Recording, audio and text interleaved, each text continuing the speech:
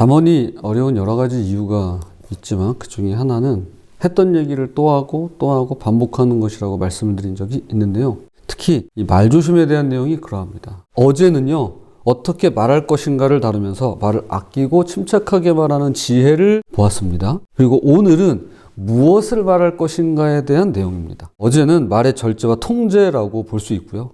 오늘은 말의 내용과 방향을 살피라는 말씀이라고 할 수 있겠습니다. 자, 두 가지로 함께 보겠습니다. 첫 번째, 자기 의견에 갇힌 사람들입니다. 1절, 우리에게서 스스로 갈라지는 자는 자기 소욕을 따르는 자라 온갖 참지혜를 배척하느니라. 언뜻 보면 이 구절이 긍정적으로 들릴 수 있습니다. 세상과 떨어져서 지혜를 구하는 은둔자처럼 말이죠. 그런데 영어 성경을 보면 의미가 명확해집니다. 영어 표준 버전이라고 하는 ESV는요, 스스로를 고립시키는 자는 자기 욕망을 추구하며 모든 건전한 판단에 대항한다 라고 번역하고요. 보통 사용되는 NIV 성경, 비우호적인 사람은 이기적인 목적을 추구한다 라고 말씀합니다. 그래서 unfriendly 라고 나와요. unfriendly person. 명백히 부정적이죠. 즉, 이 사람들은 자기 욕망만을 추구하면서 건전한 지에 대항하고 자기 생각만이 옳다고 믿으며 다른 의견은 원천 차단하는 사람을 가리킵니다. 요즘 이런 현상을 설명하는 용어가 있죠. 에코챔버와 필터 버블입니다. 에코챔버는 자기가 듣고 싶은 말만 메아리처럼 되풀이되는 공간을 말하고요. 그러니까 그거밖에 안 들리는 거죠. 그거밖에 못 듣는 겁니다. 챔버에 갇혀 있으니까. 필터 버블도 비슷한데요. 알고리즘이 내 취향에 맞는 정보만을 계속해서 뿌려줍니다. 보여줍니다. 이거 노출시켜요. 그래서 마치 거품 안에 갇히는 것입니다. 둘 다 고립되어 있는 게 같아요. 그래서 다른 관점을 접할 기회가 사라지고 세상을 편향되게 볼 수밖에 없는 것입니다. 그런데 이렇게 자기 생각에만 갇히는 것은 2000년 전에도 있었던 문제입니다. 다만 오늘날엔 기술이 더 쉽게 더 강력하게 만들어주는 것이죠. 그렇다면 이렇게 자기 의견에만 갇힌 사람들은 어떤 모습일까요? 2절, 미련한 자는 명철을 기뻐하지 아니하고 자기의 의사를 드러내기만 기뻐하느니라. 이들은 이해하려고 듣는 게 아니라 대답하려고 듣는 자들입니다. 대화가 아니라 독백의 연속이죠. 듣기보다 말하기, 배우기보다 드러내기에 집중하는 소셜미디어 시대에 더 심각해진 현상이라고 할 수 있을 것 같습니다. J.D. 그리아 목사는 이렇게 말합니다. 어리석음이란 하나님도 아니고 이웃도 아닌 나를 모든 것의 중심에 놓는 것이다. 한 번 더요. 어리석음이란 하나님도 아니고 이웃도 아닌 나를 모든 것의 중심에 놓는 것이다. 핵심을 찌르는 지적이 아닐 수 없습니다. 어리석음을 어떻게 이렇게 잘 표현했을까요? 내가 중심이에요. 이것이 지혜 없는 어리석은 자의 모습입니다. 저는 살면 살수록 이것이 맞다는 생각을 하게 되는데요. 문제를 일으키는 사람들의 공통점을 보면 결국 자기 주장을 고집합니다. 내가 세상의 중심이고 나를 모든 것의 중심에 놓습니다. 그래서 다른 사람은 안중에도 없고 예의범절과 사회적 합의 따위는 가볍게 무시합니다. 오로지 나만 있습니다. 그러면 이렇게 자기의 의사만 드러내면 결국 어떻게 될까요? 3절, 악한 자가 이를 때에는 멸시도 따라오고 부끄러운 것이 이를 때에는 능욕도 함께 오느니라. 멸시와 능욕이 따라온다고 말씀합니다. 왜일까요? 왜 멸시와 능욕이 따라올까요? 그것은 아무도 그 사람의 말을 존중할 수가 없기 때문일 것입니다. 처음에는 내 의견을 들어! 라는 이야기가 통할 수 있을 겁니다. 목소리 크네. 시원시원하네. 맞는 말이네. 뭐 이럴 수 있어요. 처음에는 그럴 수 있습니다. 또 다른 사람들보다 또 의견이 강하니까 그럴 수 있습니다. 그런데 시간이 흐르면 흐를수록 이렇게 되기 쉽죠. 또 저 사람이야? 또 시작이네. 라는 멸시를 받게 되는 것이죠. 자기 의견을 표현하는 건 좋은 거예요. 근데 이렇게 나오면은 이제 쉽지 않은 거죠. 또 저 사람이야?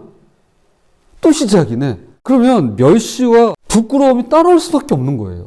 그러므로 자기중심적으로 말하면 고립이 되고 주변 사람들이 점점 멀어지는 일만 남습니다. 남는 사람만 남죠. 결국 저 사람의 말은 안 들어도 돼 라는 메시지가 전달되고 그 끝은 멸시와 능욕이라는 것입니다. 우리의 말이 관계를 끊고 관계가 끊기면 명예도 사라지게 됩니다. 그런데 반대편을 보면 4절입니다. 명철한 사람의 입의 말은 깊은 물과 같고 지혜의 샘은 솟구쳐 흐르는 내와 같으니라. 지혜로운 말은 마치 깊은 물과 같다고 말씀합니다. 깊은 물의 특징은 쉽게 마르지 않습니다. 표면만 번지르르한 말이 아니라는 의미죠. 또한 깊은 물은 투명합니다. 깊이가 있지만 동시에 맑습니다. 거칠애가 아니라 진실이 있음을 말해주죠.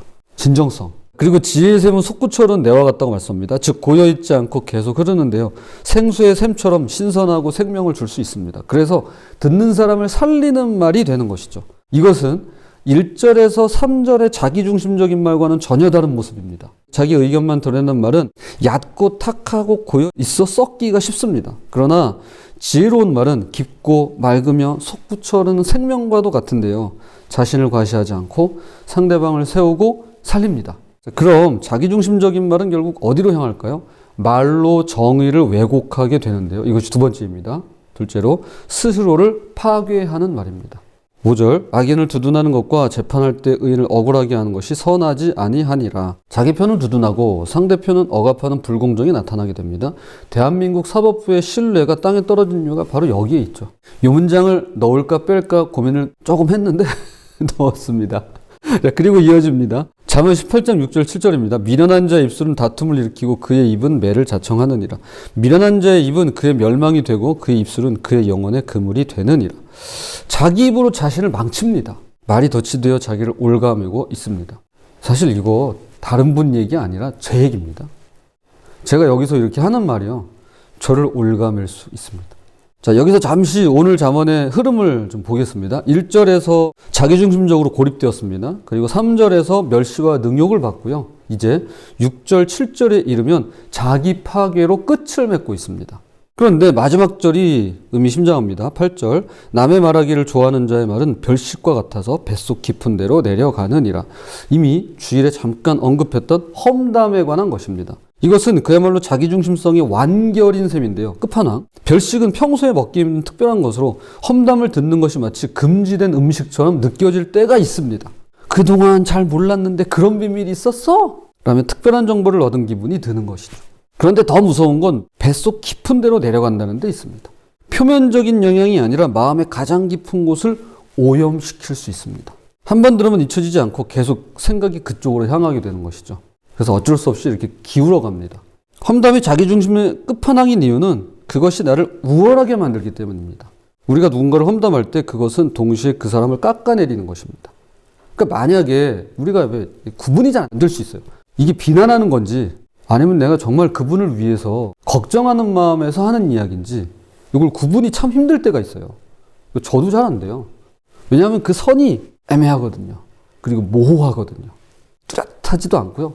분명치도 않을 때가 많습니다. 자, 그럼 뭐냐? 요거예요. 나를 우월하게 만드냐? 그럼 우월감을 나한테 가져다 주냐는 거예요. 왜 내가 나를 우월하게 만들 때 남을 깎아내리면 되잖아요.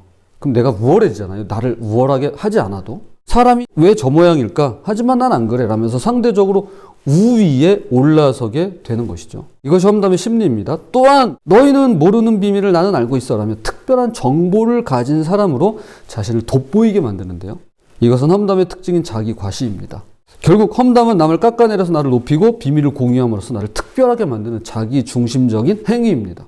자기의 의사만 드러내려는 극단적 형태인 것이죠. 험담은 달콤하지만 독입니다. 들을 때는 재미있지만 뱃속 깊은 곳까지 들어가 우리를 병들게 합니다. 험담을 하지도 듣지도 않는 우리가 되었으면 좋겠습니다. 자, 말씀의 결론을 맺겠습니다. 말은 우리를 연결시킬 수도 고립시킬 수도 있습니다. 그래서 의사소통의 중요성은 아무리 강조해도 지나치지 않습니다.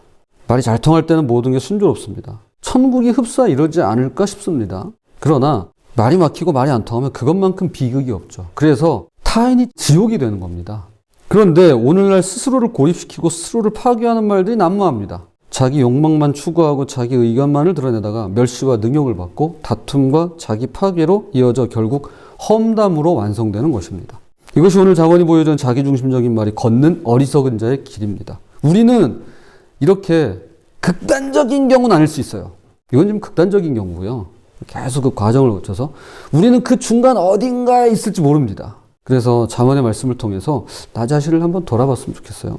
그러나 진정한 지혜는 들을 줄 알고 배울 줄 알고 겸손하게 깊은 물과 같이 말을 하는데요. 예수님은 완벽한 소통의 모델이 되셨습니다.